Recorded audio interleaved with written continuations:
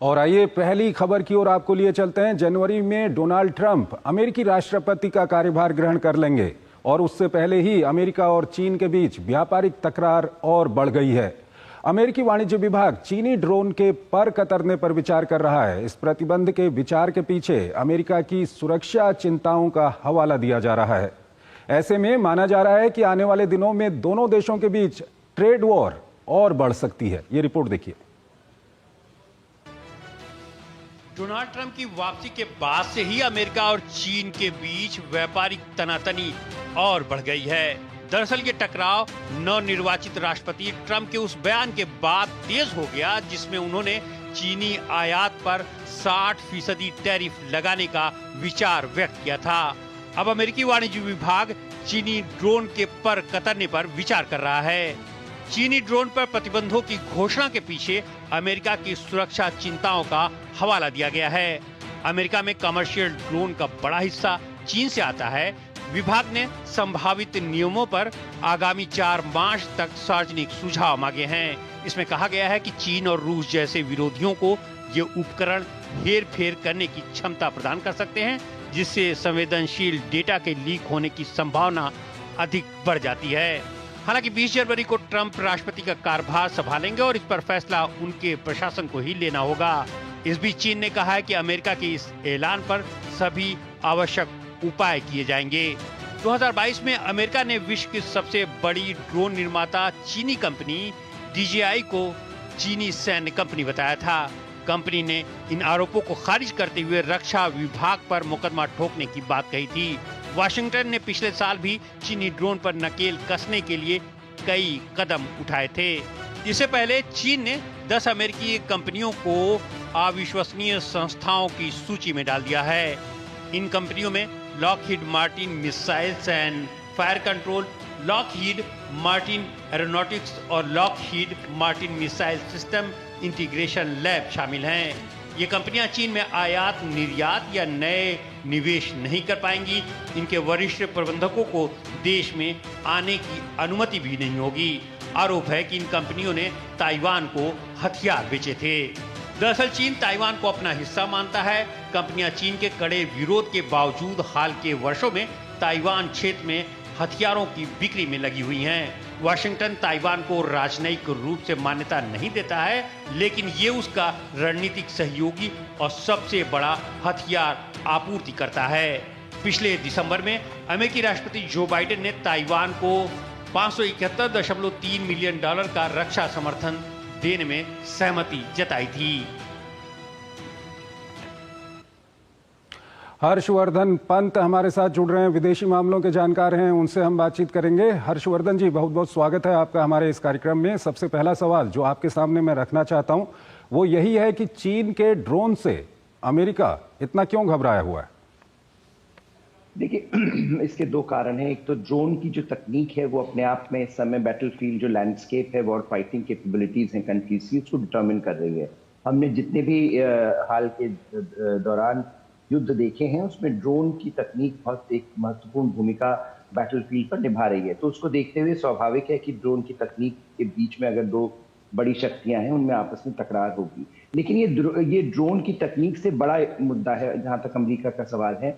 America ये नहीं चाहता कि जो इमर्जिंग टेक है, जो क्रिटिकल टेक्नोलॉजीज हैं, वो उसमें चीन आगे निकल जाए या उसमें चीन अमेरिका के लिए खतरा बन जाए। और इसके लिए एक घेराबंदी करने की तैयारी काफी समय से चल रही है और मुझे लगता है ये उसी का एक और उदाहरण है। हमने बाइडेन एडमिनिस्ट्रेशन के दौरान देखा कि चीन और अमेरिका के बीच काफी व्यापारिक तनातनी रही, लेकिन अब जब डोनाल्ड ट्रंप आ रहे हैं, क्योंकि उनके जो पिछला उनका प्रशासन था उस दौरान हमने काफी व्यापारिक तनातनी चीन और अमेरिका के बीच देखी थी। ऐसे में क्या कुछ आपको लगता है, क्योंकि ट्रंप की ओर से ये भी घोषणा की गई है कि वो बहुत ज्यादा टैरिफ लगाएंगे चीन के सामानों के ऊपर, तो आने वाले समय में किस तरह का रहेगा ये ट्रेड वॉर और बढ़ेगी क्या? देखिए, इसकी संभावना तो बिल्कुल है कि ये ट्रेड वॉर और ज्यादा बढ़ेगी। और ट्रंप ने जिस तरह से अपने पूरे कैंपेन में चीन को टारगेट किया और एक तरह से चीन को मुद्दा बनाया, पहली अगर आप उनका पहला कार्यकाल देखें और दूसरे कार्यकाल के लिए जो उन्होंने कैंपेन चलाई उसमें उन्होंने इस मुद्दे को आगे बढ़ाया। पहले कार्यकाल में उन्होंने एक तरह से पूरा जो नैरेटिव था चीन को लेकर अमेरिका में और पश्चिमी देशों में वो बदल दिया, जब उन्होंने एक बड़ा बहुत कड़ा रुख अपनाया चीन के खिलाफ। और ये बात उन्होंने स्पष्ट करी कि जब तक चीन एक लेवल प्लेइंग फील्ड नहीं देता दूसरी इकोनॉमीज को, तब तक चीन को हम एक स्ट्रेटेजिक कंपेटिटर के तौर पर देखेंगे। और उसका नतीजा ये हुआ कि न सिर्फ टैरिफ वॉर्स हमने देखे, तकनीक पर रिस्ट्रिक्शंस देखे, बल्कि एक जो सामरिक समीकरण बने उसमें चीन अलग थलग पड़ता गया। तो ये बड़ा स्वाभाविक है कि जब बाइडेन आए तो उन्होंने वो सारी जो चीजें थी उसको आगे बढ़ाया और एक तरह से उसको एक्सेलरेट किया। अब जब ट्रंप वापस आ रहे हैं तो मुझे लगता है कि वो कह चुके हैं कि चीन सबसे बड़ा उनका टारगेट होगा। 200% तक उन्होंने टैरिफ्स की बात करी है, जो कि एक काफी अप्रत्याशित, अगर वो लगाते हैं टैरिफ्स तो होंगे। लेकिन ये जरूर है कि ट्रेड और टेक्नोलॉजी ये दो ऐसे एरियाज हैं जहां पर ट्रंप जरूर चीन के साथ तनातनी की जो सिचुएशन है उसको आगे बढ़ाएंगे। चीन के रुख को आप किस तरह से देखते हैं? क्योंकि हमने देखा है कि ताइवान के मामले को लेकर के चीन ने कई अमेरिकी डिफेंस कंपनियां हैं उन पर प्रतिबंध लगाया। साथ ही साथ हाल में हमने देखा कि चीन ने कुछ धातुओं का जो निर्यात है वो बंद कर दिया अमेरिका के लिए, ये कहते हुए कि अमेरिका में इसको रक्षा उत्पादन में यूज किया जाता है। तो चीन के रुख को आप किस तरह से देखते हैं? देखिए, चीन ने दो तरह की स्ट्रैटेजीज अपनाई हैं। एक जिसका आपने जिक्र किया कि उन्होंने ये कोशिश करी कि वो ये दिखाएं कि वो भी एक उभरती हुई शक्ति है और वो भी एक्शन ले सकते हैं। अगर अमेरिका सैंक्शंस लगाएगा तो चीन भी कुछ कंपनीज को टारगेट कर सकता है और चीन भी अमेरिका के लिए परेशानी खड़ी कर सकता है। कुछ ऐसे एरियाज में, कुछ ऐसे पार्टनरशिप्स के साथ, चाहे वो जापान हो, ताइवान हो, ऑस्ट्रेलिया हो या साउथ कोरिया हो, जहां पर काफी टारगेटेड एक ट्रेड कैंपेन चीन की तरफ से चला है। दूसरी तरफ चीन ने ये भी कोशिश करी है, और खासकर जब से ट्रंप एडमिनिस्ट्रेशन के आने की संभावना बढ़ी अमेरिका में, तब से चीन ने ये भी कोशिश करी कि वो एक तरह से कॉम्प्रोमाइजिंग एटीट्यूड भी दिखाएं। तो कई बार ऐसा हुआ है कि जो आखिरी का साल रहा बाइडेन एडमिनिस्ट्रेशन का, उसमें काफी मुद्दों पर चीन ने कोशिश करी कि वो दिखाएं कि वो भी कॉम्प्रोमाइज के लिए तैयार है और नेगोशिएटिंग टेबल पर बैठने को तैयार है। तो मुझे लगता है कि दोनों ही तरीके से वो एसेस करना चाह रहे हैं कि अमेरिका की फॉरेन पॉलिसी, विदेश नीति आगे क्या होगी। और खासकर ट्रंप के मामले में, क्योंकि ट्रंप अपने आप में एक अनप्रेडिक्टेबिलिटी को काफी बढ़ावा देते हैं और वो ये मानते हैं कि अनप्रेडिक्टेबिलिटी एक अच्छी नेगोशिएटिंग स्ट्रैटेजी है। तो उस अनप्रेडिक्टेबिलिटी को कैसे हैंडल चीन करेगा, ये मुझे लगता है अपने आप में देखने वाली बात है। इसमें अगर आपसे हम ये जानना चाहें कि नुकसान किसका होगा, फायदा किसका होगा, क्योंकि चीन और अमेरिका के बीच में व्यापार को हम देखें तो करीब 60,000 करोड़ का डॉलर का वहां पर व्यापार है। किसका नुकसान होगा, किसका फायदा होगा, इसको हम किस तरह से एक्सप्लेन कर सकते हैं?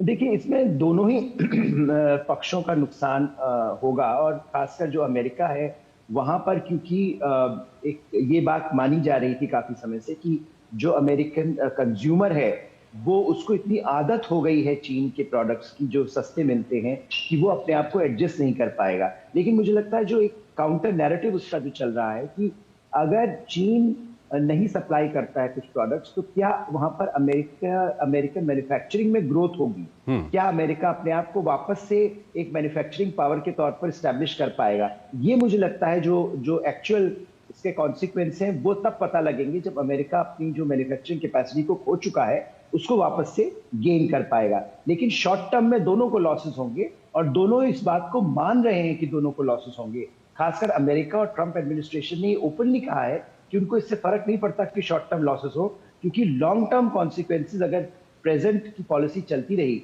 तो उससे भी ज्यादा बुरे परिणाम इसके हो सकते हैं। और चीन के ऊपर ओवर डिपेंडेंस होना अपने आप में एक प्रॉब्लम है, जिसको कि लेकर दुनिया भर में एक तरह से माहौल बना हुआ है। और भारत जैसा देश भी ये चाह रहा है कि जो डिपेंडेंस है, चाहे वो ट्रेड और टेक्नोलॉजी की हो या दूसरी किस्म की, वो कम हो। चीन एक ऐसे देश के रूप में खड़ा होने की कोशिश कर रहा है जिसका पॉलिटिकल ट्रस्ट बहुत कम है। और मुझे लगता है पॉलिटिकल ट्रस्ट एक बहुत इंपॉर्टेंट इंग्रेडिएंट है आजकल इकोनॉमिक और ट्रेड रिलेशनशिप्स में।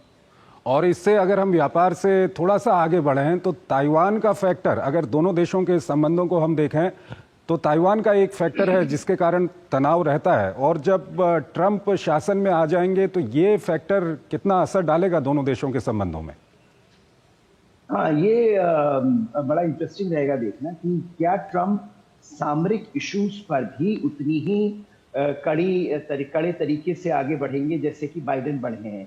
क्योंकि ट्रंप ट्रेड और इकोनॉमिक इश्यूज पर चीन को आड़े हाथों लेने के लिए जाने जाते हैं। उन्होंने कोई बहुत खास एक इंटरेस्ट था ताइवान में अपने समय में नहीं दिखाया था। हालांकि उन्होंने ताइवान को लेकर कोई नेगेटिव बात भी नहीं करी, लेकिन उन्होंने ये बात बार बार कही कि ताइवान को ज्यादा रिस्पॉन्सिबिलिटी अपनी सिक्योरिटी की लेनी चाहिए, और उनसे उसका मतलब था कि ताइवान ज्यादा सामान खरीदे, वेपन्स खरीदे अमेरिका से।